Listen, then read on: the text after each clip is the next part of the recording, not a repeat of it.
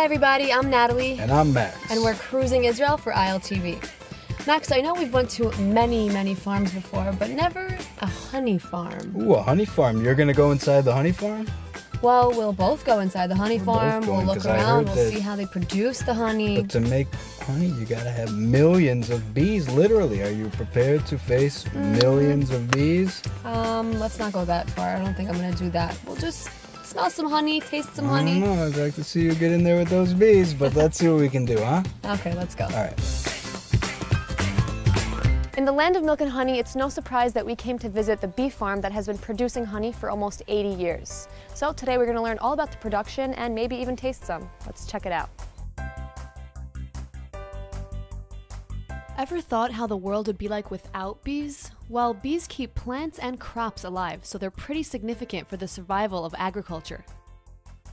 One of the reasons that we have started our visitor center is because the importance of bees and because the importance to educate children and families about what bees give us. Most people think that bees give us honey, but the fact is that bees are most important because of their pollination.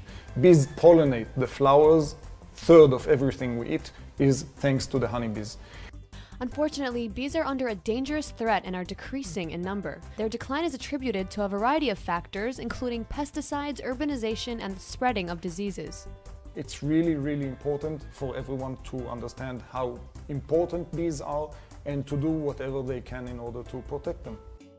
We're now surrounded by millions of bees, but that's no big deal because Boaz here is a fourth-generation professional beekeeper. True. And we are protected by this mesh of the bees observatory. Yeah. So no reason to worry. So tell us about this collection of hives that you have here. We have in Dvorat Hatavor the largest active hive collection in Israel. Wow. Which means we have not only the commercial Langstroth hives that everyone knows, the square white boxes, but also different kinds of hives from different locations in the world and from different periods, from biblical times and up to the latest plastic-made hives.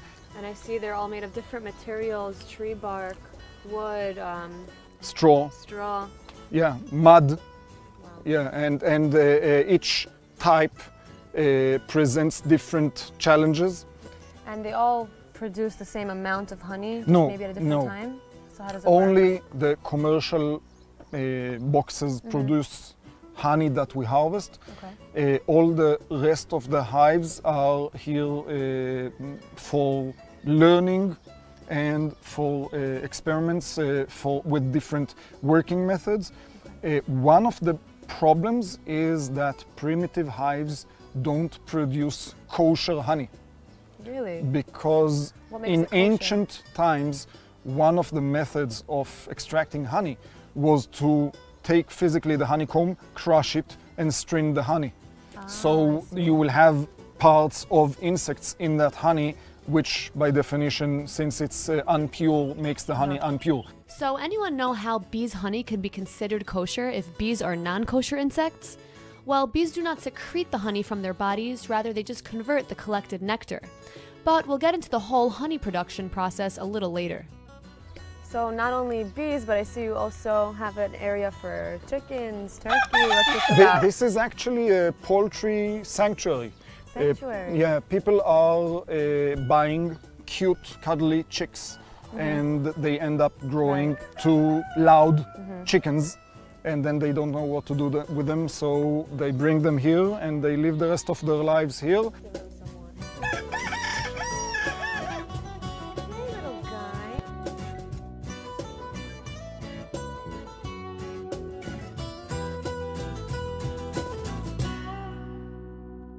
Before we go to the bees observatory, I have a little surprise for you, which is something completely different. Ooh, I love surprises. This is not the surprise I was expecting at all. I've never held one caterpillar, let alone, what do we have here? 15? About 20. About 20, yeah. Silk caterpillars. Okay. My whole hands are wet. It's wet. They're slimy. No. It's just because they are warm. It's a bit sweaty. god, they feel really... Max, you're doing this after this. Ah! I think one of them's falling. It won't. So interesting to observe, to examine. And each one of these caterpillars will make a cocoon from silk thread in a few days. Okay. And from those cocoons, you can take out the fiber and make fabric, silk fabric.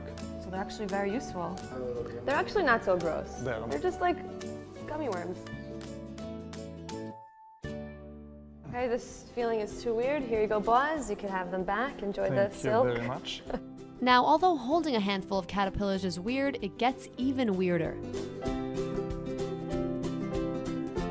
Boaz, what is going on here? Please don't tell me that this is you in these photos. It was, yeah, it was about 3 years ago. Wow. There was Brave a man. bee building competition for charity, and I ended up getting 3rd place. It was in Canada. Can anyone guess how many bees are actually on Boaz's face? Just a few thousand, right? 24,000 somewhat bees on me. Wow. And only 18 stung. Only a true bee lover and a daredevil could pull that off. So what is the process of the production of honey? I'll get into that in the bee observatory, but first you have to suit up. Oh, I'm coming with you? Yes, you are. I don't know about that, Boaz. I insist. The bees insist. Okay, let's do it. Hold this. No, like this. It's like dressing my children. All right, well, we're about to enter the bee observatory. Just 500,000 bees. More, don't tell her. So the first thing is we need to visit the hives. We use the smoker in order to mask a little bit the scent from the bees' communication. Okay. I can open one of the hives, take out the roof, and now you can tell everyone that you're standing beside an open hive. How many bees are stinging you now? None, because bees don't sting without any reason. Bees are really docile. Only if they're threatened. Only if they're threatened. And now they're too busy to They are just doing their thing, okay? We want to take out one of the honeycombs and I want to show you the actual honey. So I puff a little smoke inside, which enables us to take out the honeycomb without the bees getting annoyed, okay? Wow. And you see all the bees here, and you can hold the honeycomb. Famous last words. Okay. Now, this is a honeycomb. The bees are making the honey. All the capped cells here are cells that are already full of honey. So if I puncture them just slightly, you will see the honey dripping. Oh, wow. Okay? You see the honey dripping? The bees will fix this, don't worry. I don't want to spoil their comb. But this is how honey starts. It is then taken to the extraction room where they extract the honey and are put into jars for sale. This is an empty honeycomb. Bees are building it. And this is a honeycomb already full with some honey. And when it will be completely full, only then we will extract the honey. Okay, so how long does it take for one of these to be completely ready and ready to extract it? In the peak of spring, a complete floor with up to 40 kilos of honey could be ready in a month. In a month, the busy bees will make over 40 kilos of honey. This depends on the amount of flowers and nectar that is available. So what is the best climate for the bees to produce the honey? The best climate is a healthy climate where you have rain all through winter and not in large bursts of rain. And then you have a longer period of flowers blooming in the spring, more nectar, then more honey. Less flowers, less nectar, and less honey. This year we will produce probably 15% less honey than last year. Wow, really? Yes, because the lack of rain. So the type of flowers that the bees pollinate from, does it affect the taste of the honey? Definitely. That's what determines the variety of honey, because if the bees pollinate avocado trees, Then the nectar they will bring into the hive is avocado flowers nectar, and the honey is avocado honey. It's not the fruit, but the nectar of the flowers.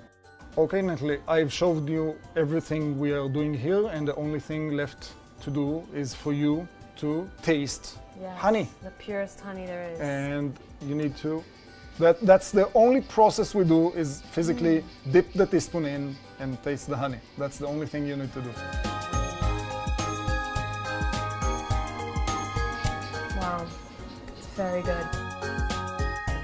Hey Max, how's it like being a bee?